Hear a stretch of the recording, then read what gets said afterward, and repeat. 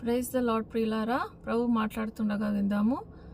నేను 15 సంవత్సరాలు ఒక ఆర్గనైజ్డ్ చర్చ్లో, అంటే 2-3 చర్చెస్ నేను తిరగడం జరిగింది, అంటే వేరే ఊర్లలో ఉండడం ద్వారా.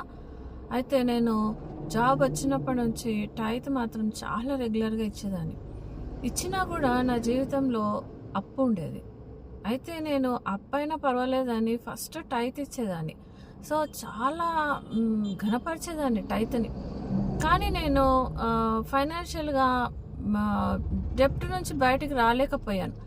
దీనికి కారణం ఏంటి అని చాలా ఆలోచించేదాన్ని. అయితే ప్రభు ఎప్పుడైతే నన్ను టైత్ గురించి నేను ఎక్కడ ఇవ్వాలి, టైత్ ఎలా టైత్ వర్క్ చేస్తుందని నాకు తెలియజేసినప్పుడు నాకు చాలా నమ్మబుద్ధే కాలేదు. అసలు ఏంటి దేవుడు ఇలా చెప్తున్నాడు అనుకున్నా నేను.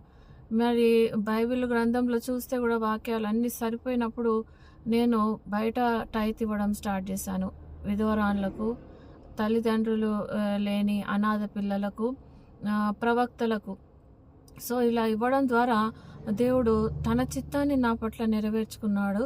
అయితే పాస్టర్లు ఏమని చెప్తారంటే, మీరు టైత్ ఎలాగన్నా ఇవ్వాల్సిందే, మీరు ఎవరికి ఇస్తున్నారు, మీరు మాకు ఇస్తున్నారా, కాదు దేవునికి ఇస్తున్నారా.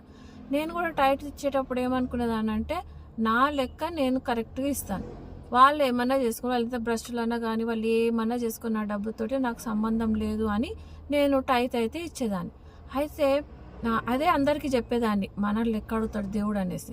కానీ దేవుడు నిజంగానే మనల్ని లెక్క అడుగుతాడు. నువ్వు డబ్బు ఇవ్వడం ద్వారా, ధారాళంగా ఇవ్వడం ద్వారా వాళ్ళు భ్రష్టులైపోవడానికి, విచ్చలవిడిగా జీవించడానికి, కార్లు, బంగ్లాలు, ఇంకా ఆ డబ్బు మోజులో పడి వాళ్ళు అసలైన కాపరి పని చేయకుండా పోవడానికి ఒక రకంగా మనమే కారణం అవుతున్నాం. కాబట్టి చూడండి, మనల్ని దేవుడు లెక్క అడుగుతాడు.